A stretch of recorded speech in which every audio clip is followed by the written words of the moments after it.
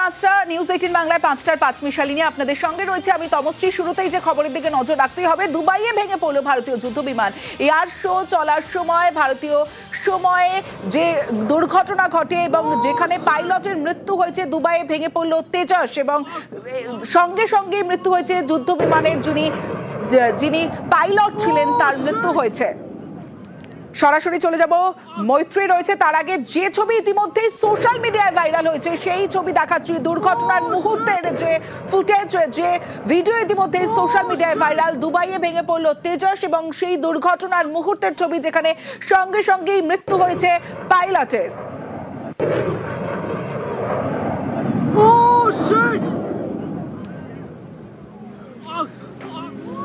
সরাসরি চলে যাব, মৈত্রী ভট্টাচার্য রয়েছে আমার সঙ্গে, মৈত্রীর সঙ্গে কথা বলবো। মৈত্রী, এই মুহূর্তে নিউজ 18 বাংলায় যারা চোখ রেখেছেন তাদের জন্য জানাতে চাইবো যে ঠিক কি হয়েছিল।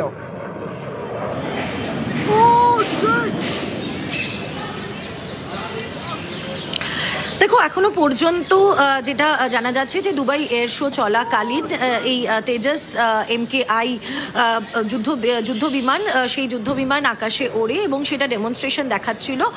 সরাসরি ওপরে আকাশে ওঠে এবং তারপর কার্যত 90 ডিগ্রি অ্যাঙ্গেলে, যেটাকে নোজ টিল্টেড একটা মুভমেন্ট বলা হয়, একেবারে নিচের দিকে নেমে আসার সময় এই বিপর্যয় এবং এই দুর্ঘটনা ঘটে। অতি দ্রুত মাটিতে এসে ভেঙে পড়ে এই বিমান এবং এত তার ব্যাপকতা ছিল।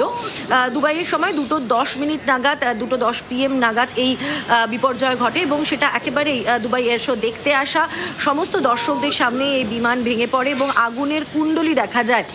পরে ভারতীয় বিমান বায়ুসেনার তরফ থেকে জানানো হয়েছে যে পাইলট এই বিমানটিকে ওড়াচ্ছিলেন, তিনিও বেরিয়ে আসতে পারেননি, ফলে তার মৃত্যু হয়েছে এই বিমান দুর্ঘটনায়। একই সঙ্গে একটি কোর্ট অফ এনকোয়ারিও ঘোষণা করেছে, ভারতীয় বায়ুসেনার তরফ থেকে ঘোষণা করা হয়েছে এবং তারা গোটা এই যে দুর্ঘটনা, সেই দুর্ঘটনার পেছনে কি কারণ রয়েছে সেটা তারা খতিয়ে দেখবেন বলে জানিয়েছেন। মূলত এই তেজস MKI বা LCA তেজস ভারতের নিজস্ব প্রযুক্তিতে তৈরি হ্যাল যে কারখানা রয়েছে সেখানে হ্যালের তৈরি এই LCA তেজস কিন্তু ভারতের অন্যতম দেশীয় প্রযুক্তির ফ্ল্যাগ বেয়ারার বলা যেতে পারে। স্পেশালি এরোস্পেস যে এলাকা রয়েছে, যে এরোস্পেসের যে ফিল্ড রয়েছে, সেই এরোস্পেস ফিল্ডে সেখানে দাঁড়িয়ে তেজস একই সঙ্গে ইন্ডিয়ান নেভি এবং ইন্ডিয়ান এয়ারফোর্সের জন্য তৈরি করা হয়েছিল এবং তাদেরকে ইন্ডাক্ট করা হয়েছিল এই দুটি ফোর্সেই। এবং একই সঙ্গে তেজস ক্লোজ কমব্যাটের জন্য অত্যন্ত পটু একটি যুদ্ধ বিমান এবং তার সঙ্গে সঙ্গে এয়ার টু এয়ার এবং সার্ফেস টু এয়ার এবং এয়ার টু সার্ফেস যুদ্ধ করতে অত্যন্ত পটু এবং তাতে একাধিক অ্যাডভান্স মেকানিক্স রয়েছে। সেই জায়গায় দাঁড়িয়ে এরকম একটি যুদ্ধ বিমান তার ভেঙে পড়া, তাও আবার এরকম একটি আন্তর্জাতিক মঞ্চে, সেটি অবশ্যই কিছুটা হলেও সেটব্যাক ভারতের জন্য। তার কারণ দুবাই এয়ার শোকে বিশ্বের সেরা এয়ার শো হিসাবেই ধরা হয় এবং সেখানে বিশ্বের 100টিরও ওপরে দেশ থেকে বিভিন্ন এয়ারলাইন, তারা সে সরকারি হোক বা বেসরকারি হোক, তারা পার্টিসিপেট করতে আসে এবং সেখানে দাঁড়িয়ে ভারতের জন্য ফ্ল্যাগ বেয়ারার হিসেবে উপস্থিত ছিল তেজসের স্কোয়াড্রন এবং একই সঙ্গে সূর্য কিরণের যে অ্যারোবেটিক্স টিম রয়েছে তার স্কোয়াড্রন। সেখানে তেজসের এরকম একটা বিপর্যয় এবং এভাবে ভেঙে পড়া, দর্শকদের সামনে এভাবে ভেঙে পড়া, এটা অবশ্যই কিছুটা হলেও সেটব্যাক। এবং তার থেকেও বড় সেটব্যাক যে একজন ট্রেন্ড পাইলট, প্রশিক্ষিত একজন পাইলটকে হারালো ভারত, শিক্ষিত একজন যুদ্ধ বিমান পাইলটকে হারালো ভারত। এখনো পর্যন্ত কোর্ট অফ এনকোয়ারি করা হচ্ছে। এই বিষয়ে ইন্ডিয়ান এয়ারফোর্সের তরফ থেকে শুধু এটুকুই জানানো হয়েছে। আরও কিছু সময় গেলে আমরা আশা করছি আরও বিস্তারিত তথ্য এই বিপর্যয় সম্পর্কে আমাদের সামনে উঠে আসতে থাকবে। তমশ্রী, একেবারে মৈত্রীর সঙ্গে থাকো। দুবাইয়ে ভেঙে পড়লো তেজস এবং ভারতীয় যুদ্ধ বিমান ভেঙে পড়লো, যেখানে যুদ্ধ বিমানের পাইলটের মৃত্যু হয়েছে এবং যে এয়ার শো চলাকালীন যে দুর্ঘটনা ঘটেছে। এবং আপনাদের দাঁড়িয়ে রাখি, তেজস মার্ক 1A নাসিকে হ্যালের কারখানায় তৈরি হয় এবং এই যুদ্ধ বিমান আকাশ থেকে ভূমি দুক্ষেত্রেই হামলা চালাতে সক্ষম। সেক্ষেত্রে এই ধরনের একটা দুর্ঘটনা এবং আন্তর্জাতিক যেখানে এয়ার শো চলাকালীন এইরকম একটা বিপর্যয়ের পরে কিন্তু একাধিক প্রশ্ন উঠে আসছে। আমার সঙ্গে মৈত্রী রয়েছে। মৈত্রী, এর আগে তুমি যেমনটা বলছিলে যে জয়সলমীরেও এরকম একটা তেজাস দুর্ঘটনা, এবং সেই সময় দুর্ঘটনা ঘটার আগেই পাইলট যেহেতু ঝাঁপিয়ে পড়েন সেক্ষেত্রে পাইলট বেঁচে গিয়েছিলেন, কিন্তু এক্ষেত্রে পাইলটেরও মৃত্যু হয়েছে। কিন্তু আন্তর্জাতিক প্ল্যাটফর্মে এইরকম একটা বিপর্যয়ের পর তো একাধিক প্রশ্ন উঠে যায়।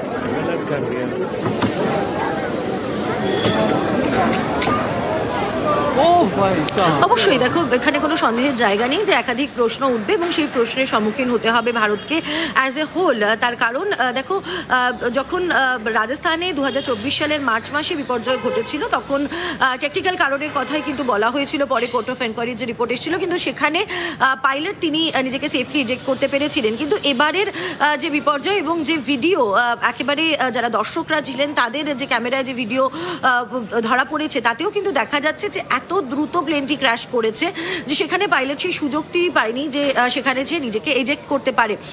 এবার একজন দক্ষ পাইলট এবং বিশেষত সাধারণভাবে যখন এই ধরনের এয়ার শোতে কোনো দেশ পার্টিসিপেট করে তখন তারা চেষ্টা করে নিজেদের বেস্ট ফুট ফরওয়ার্ড রাখতে, অর্থাৎ তাদের যারা বেস্ট যে সমস্ত ইকুইপমেন্ট রয়েছে, বেস্ট পাইলটস তাদেরকেই পাঠানোর জন্য, যাতে বিশ্বের কাছে তাদের নাম ভালো হয়। ভারতের ক্ষেত্রেও তার অন্যথা ছিল না, ফলে ভারত তার বেস্ট যে যন্ত্র রয়েছে, অর্থাৎ যে যুদ্ধ বিমান তেজাস, ভারতের নিজস্ব প্রযুক্তিতে তৈরি অ্যাডভান্স তার এভিওনিক্স রয়েছে এবং সেখানে দাঁড়িয়ে সেই যুদ্ধ বিমানকেই পাঠানো হয়েছিল এবং একেবারেই দক্ষ পাইলটদেরকেও পাঠানো হয়েছিল। সেখানে এরকম একটি ক্র্যাশ আন্তর্জাতিক মহলে অবশ্যই অনেক রকমের প্রশ্ন তুলে দেয়।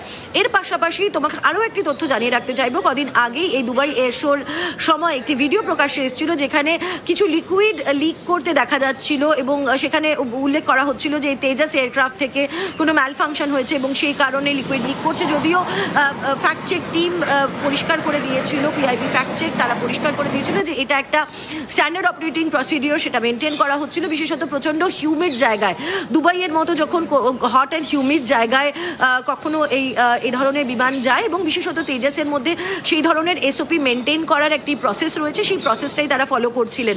ফলে হট এবং হিউমিড যে ওয়েদার রয়েছে সেই ওয়েদারের সাথে কোপ করার জন্য যে প্রয়োজনীয় ব্যবস্থাপনা সেটা যে দেশের মধ্যে ছিল সেটা বোঝাই যাচ্ছে। ফলে কেন এত বড় বিপর্যয় হলো এবং সেটা এর আগে যখন সর্টি করা হচ্ছিল সেই সময় বা কেন ধরা পড়লো না, সেই প্রশ্নগুলো উঠছে। একই সঙ্গে পাইলটের যে ফিজিক্যাল হেলথ, সাধারণভাবে এ ধরনের বা যে কোনো অপারেশনে যাওয়ার আগে পাইলটের তাদের ফিটনেস চেক করা হয়। ফলে এক্ষেত্রে দাঁড়িয়ে পাইলটের ফিটনেস চেক অবশ্যই হয়েছিল, কিন্তু সেক্ষেত্রে কোনো কিছুকে ওভারলুক করা হয়েছিল কিনা সেই সব কিছুই কিন্তু আগামী সময় যত তদন্ত এগোবে তত কিন্তু আমাদের সামনে আসবে।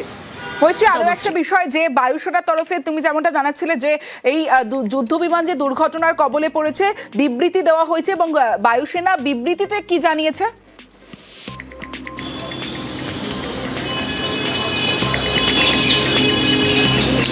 দেখো, বায়ুসেনার তরফ থেকে যে খুব ছোট একটি এক্স হ্যান্ডেলে একটি পোস্ট করা হয়েছে, এখনো পর্যন্ত তার বাইরে বায়ুসেনার তরফ থেকে অন্য কোনো রকমের কোনো বিবৃতি দেওয়া হয়নি। তারা স্পষ্টতই জানিয়েছেন যে এই তেজাস এয়ারক্রাফট, ইন্ডিয়ান এয়ারফোর্সের তেজাস এয়ারক্রাফটের দুবাই এয়ার শোতে যখন এরিয়াল ডিসপ্লে দেখাচ্ছিল, অর্থাৎ আকাশে যখন সে কসরত দেখাচ্ছিল, সেই সময় তার একটি দুর্ঘটনার কবলে পড়ে এবং যার জেরে পাইলট ফেটাল ইনজুরিজ পাইলটের হয়েছে এবং সেখানে পাইলটকে বাঁচানো সম্ভব হয়নি। তার পরিবারের প্রতি সমবেদনা জানাচ্ছে ইন্ডিয়ান এয়ারফোর্স, সেটাও জানানো হয়েছিল এবং একই সঙ্গে কোর্ট অফ এনকোয়ারিও যে অর্ডার করা হয়েছে সে বিষয়টিও কিন্তু এই সংক্ষিপ্ত পোস্টে জানানো হয়েছিল।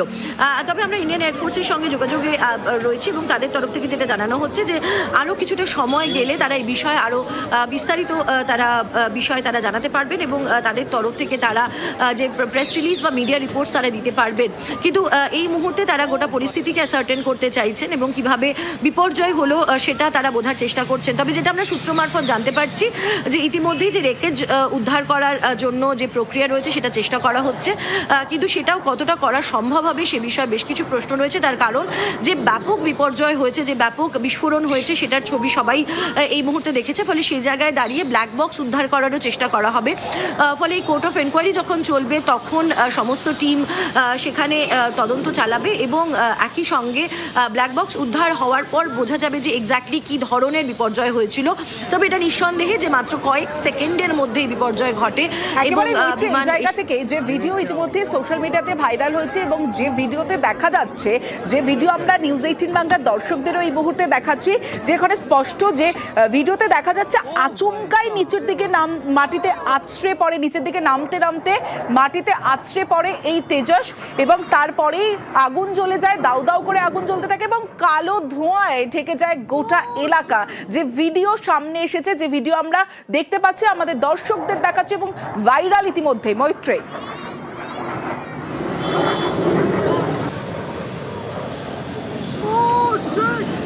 একেবারে দেখো তমশ্রী, দেখো মূল বিষয়টি হচ্ছে যখন কোনো ফাইটার এয়ারক্রাফটের, স্পেশালি যখন Mark 1 পর্যায়ের যখন কোনো ফাইটার এয়ারক্রাফটের ক্র্যাশ হয় তখন সময় অত্যন্ত কম থাকে, অর্থাৎ মাত্র কয়েক সেকেন্ড সময় পেয়েছেন বা মিলি সেকেন্ডও বলা যেতে পারে পাইলট, এবং সেই সময় কোনো ম্যালফাংশনিং হয়েছিল বলে আপাতভাবে দেখে যারা এয়ারলাইন বিশেষজ্ঞরা রয়েছেন বা যারা প্রাক্তন পাইলটরা রয়েছেন যাদের সাথে আমরা একটু কথা বলতে পারছিলাম, তারা প্রত্যেকেই বলছেন যে যেভাবে প্লেনটি ভেঙে পড়েছে তাতে দুটি বিষয় হতে পারে।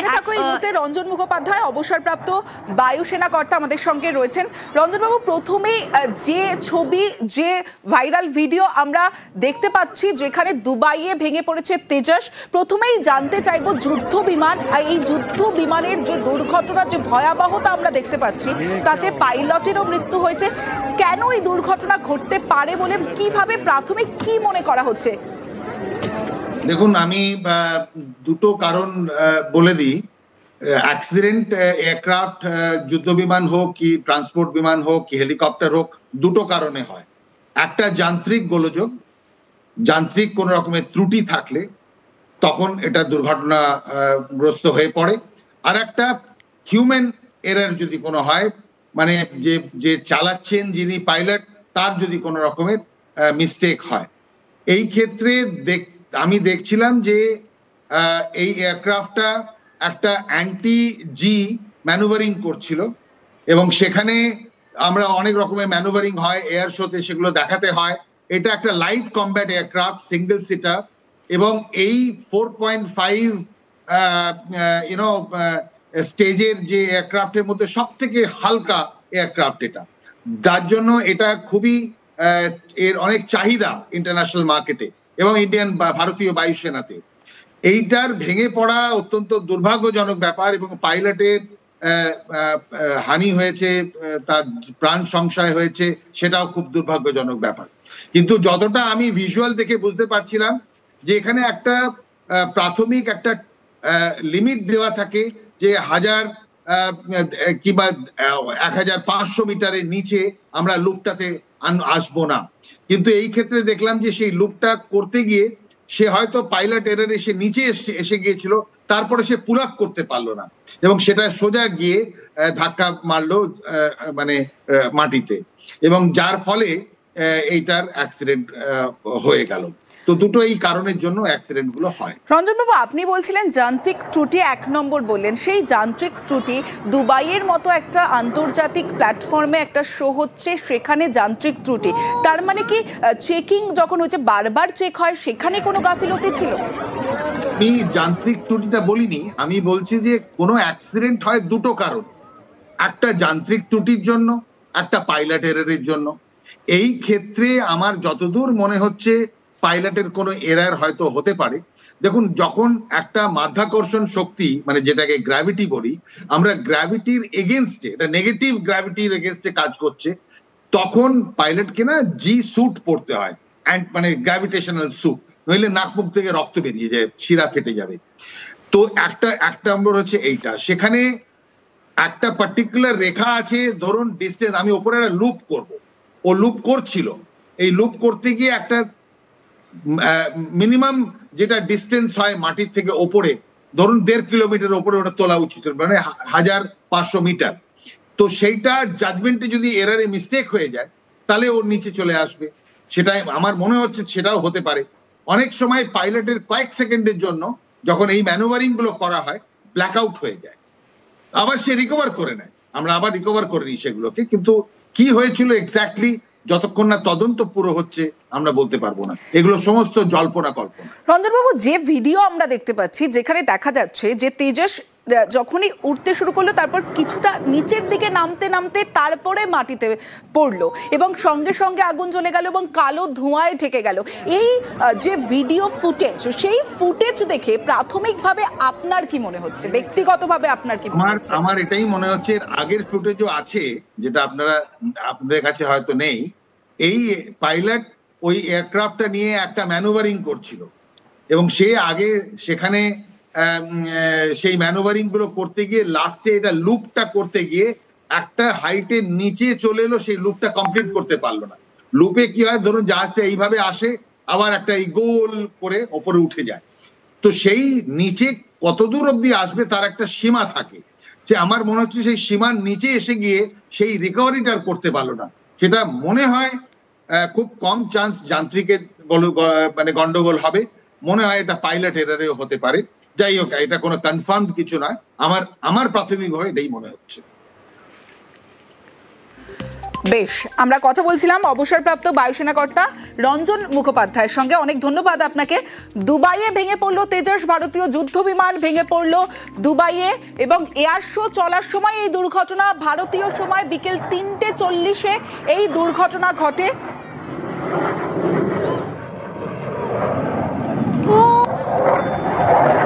এবং যে ভিডিও দেখা যাচ্ছে, যে ভিডিও সেই মুহূর্তের ভিডিও আপনাদের সামনে দেখাচ্ছে, যে ফুটেজও দেখা যাচ্ছে, যে স্পষ্ট এখনো পর্যন্ত কিভাবে এই দুর্ঘটনা, কিভাবে ভেঙে পড়লো তেজস তা এখনো স্পষ্ট নয়। তবে যে ভিডিও সামনে এসেছে যেখানে দেখা যাচ্ছে যে আচমকায় নিচের দিকে নামতে নামতে মাটিতে আছড়ে পড়ে যুদ্ধ বিমানটি আর সঙ্গে সঙ্গেই আগুন ধরে যায় এবং আগুনে পুড়েই পাইলটের মৃত্যু হয়েছে। বায়ুসেনার তরফে বিবৃতি দেওয়া হয়েছে। তেজস যুদ্ধ বিমানের খুঁটিনাটি যদি দেখা যায়, 4.5 জেনারেশন ফাইটার এয়ারক্রাফট এই তেজস যুদ্ধ বিমান। শুধু তাই নয়, সিঙ্গেল ইঞ্জিন 1 ও 2 আসন বিশিষ্ট ফাইটার জেট। অত্যাধুনিক AESA রাডার ও আত্মরক্ষার্থে জ্যামার যুক্ত এই তেজস যুদ্ধ বিমান। অত্যাধুনিক ইলেকট্রনিক ওয়ারফেয়ার ব্যবস্থা রয়েছে এই তেজস যুদ্ধ বিমান। যদি যুদ্ধ বিমানের খুঁটিনাটি দেখা যায়, সেখানে আক্রমণাত্মক এয়ার সাপোর্টের কার্যকর এই তেজস যুদ্ধ বিমান। শুধু তাই নয়, ক্লোজ কমব্যাট ও গ্রাউন্ড অ্যাটাক মিশনে পারদর্শী এই তেজস যুদ্ধ বিমান। যুদ্ধকালীন পরিস্থিতি নিয়েও নৌবাহিনীকে সাহায্য করতে পটু তেজস যুদ্ধ বিমান।